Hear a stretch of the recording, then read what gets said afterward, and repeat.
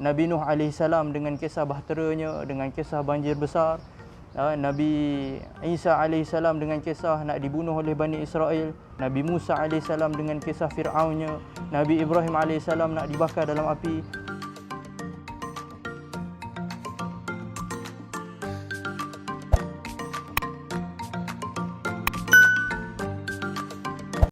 Bismillahirrahmanirrahim. Assalamualaikum warahmatullahi wabarakatuh. Bertemu kita lagi dalam rancangan Tazkirah Santai Masjid Bandar Baru Sungai Buloh. Alhamdulillahirabbil alamin wassalatu wassalamu ala asyrafil anbiya'i wal mursalin wa ala alihi wa sahbihi ajma'in, amma ba'. Sidang penonton yang dirahmati Allah Subhanahu wa taala sekalian, kehidupan kita di dunia ini penuh dengan ujian, penuh dengan dugaan dan juga cabaran. Tak kiralah siapa pun kita, miskin, kaya, tua ataupun muda, pasti akan ada ujiannya. Dan setiap ujian yang kita lalui dalam kehidupan kita jugalah yang menjadikan kita manusia ataupun insan yang lebih tabah dan lebih kuat. Maka timbul persoalan di luar sana, kenapa kita ni selalu kena uji? Persoalan ini dijawab oleh Allah Subhanahu wa taala di dalam surah Al-Ankabut ayat yang kedua dan yang ketiga. A'udzubillahi minasyaitonirrajim.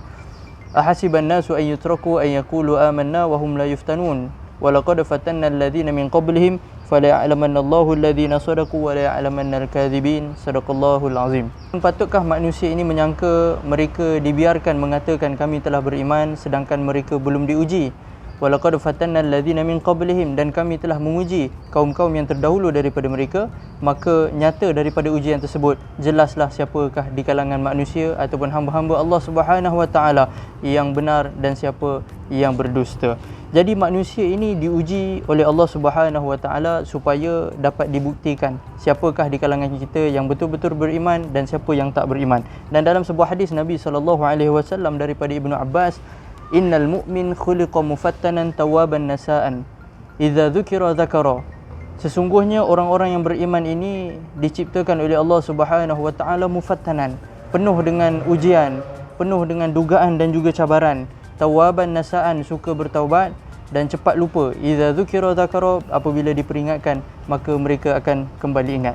Jadi selagi mana kita bergelar manusia, memang kita akan senantiasa diuji oleh Allah Subhanahu wa taala.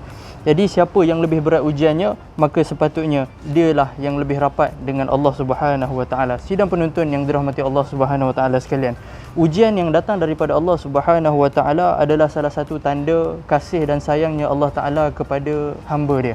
Kita boleh lihat bagaimana para nabi dan juga rasul ketika mereka diuji.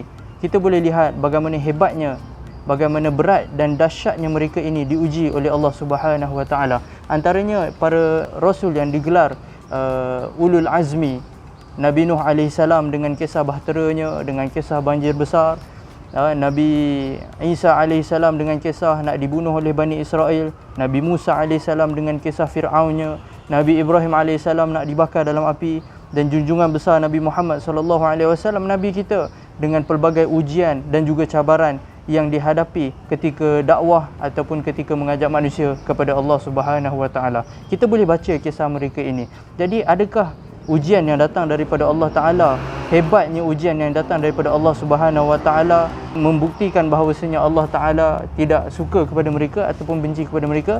Tidak sama sekali. Bahkan mereka lah insan yang paling mulia di sisi Allah Subhanahu wa taala, dan mereka jugalah tidak ada manusia yang lebih berat ujiannya daripada para nabi dan juga rasul. Cuma ialah kadang-kadang bila kita diuji, kadang-kadang kita rasa sedih, kita rasa down, kita rasa tertekan, kita jatuh, tersungkur dan sebagainya. Itu normal lah tu kita sebagai seorang manusia. Sampai Nabi gambarkan dalam sebuah hadis, Nabi kata, "Mathalul mu'min kamathali khamatiz zar' yafi'u waraquhu min haitsu atatha ar-rih fa idza sakanat i'tadalat wa kadzalikal mu'min yukaffa'u bil bala'a kama qala Nabi sallallahu alaihi wasallam." Perumpamaan orang yang beriman ini apabila mereka diuji oleh Allah Subhanahu wa taala seperti sebatang pohon muda yang kukuh berdiri di atas batangnya, yang mana yafi'u waraquhu min haitsu atatha ar-rih, dia bergoyang apabila ditiup angin.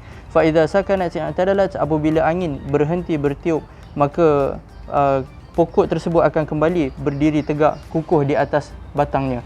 Wa kadzalikal mu'min yukaffa'u bil bala', begitulah keadaannya orang beriman apabila mereka diuji oleh Allah Subhanahu wa taala. Kadang-kadang kita terumbang-ambing kan.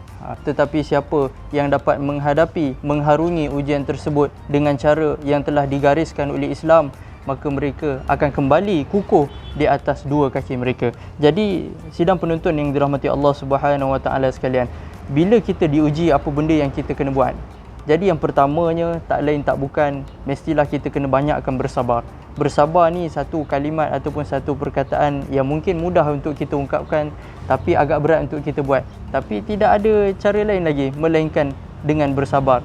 Kerana sifat orang yang beriman, apabila mereka ini diuji oleh Allah Subhanahu Wa Taala, mereka banyakkan bersabar, sehingga Nabi menzahirkan rasa takjubnya kepada orang beriman yang boleh bersabar ketika ditimpakan dengan ujian. Sabda Nabi SAW dalam sebuah hadis riwayat Muslim, "Ajaban li amril mu'min, inna amrahu kullahu lahu khair, wa laysa dhalika li ahadin illa lil mu'min, in asabathu sarra'u syakar fakana khairan lahu, wa in asabathu ad-dharra'u sabar fakana khairan lahu," atau kama qala Nabi SAW.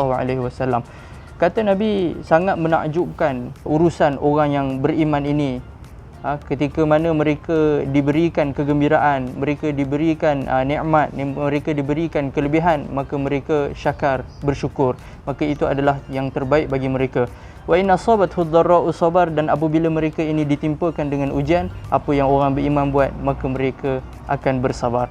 Maka itu adalah yang baik bagi mereka. Jadi sifat orang beriman apabila mereka diuji, yang pertama sekali mereka banyakkan bersabar.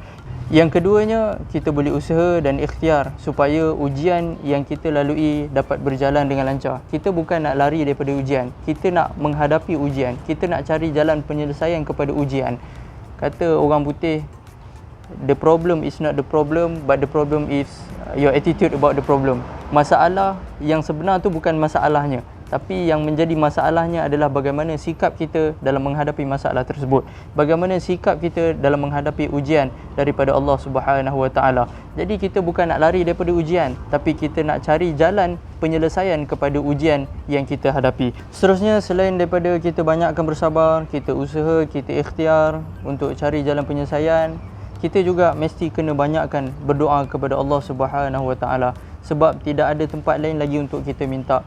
Tak ada siapa lagi yang boleh bantu kita melainkan Allah Subhanahu Wa Taala yang menciptakan ujian tersebut, yang menjadikan ujian tersebut, yang memberikan ujian tersebut. Apa yang kita yakin adalah la yukallifullahu nafsan illa wus'aha. Allah tidak akan membebani seseorang hamba itu melebihi daripada kemampuannya. Jadi banyakkan kita berdoa kepada Allah Subhanahu Wa Taala supaya kita dapat mengharungi ujian yang diberikan oleh Allah Subhanahu Wa Taala di atas landasan keimanan. Jadi kesimpulannya, sidang penonton sekalian, banyakkan bersabar, usaha ikhtiar cari jalan penyelesaian, dan banyakkan berdoa kepada Allah Subhanahu Wa Taala. Akhir kalam, saya mendoakan sidang penonton sekalian di luar sana, yang mana kita ni apabila diuji oleh Allah Subhanahu Wa Taala, mudah-mudahan Allah Taala memberikan kekuatan pada hati kita, Allah menguatkan keimanan kita, Allah mengukuhkan kedudukan kita, Allah memberikan hidayah kepada kita, dan tidak ada yang lain melainkan Allah Subhanahu Wa Taala.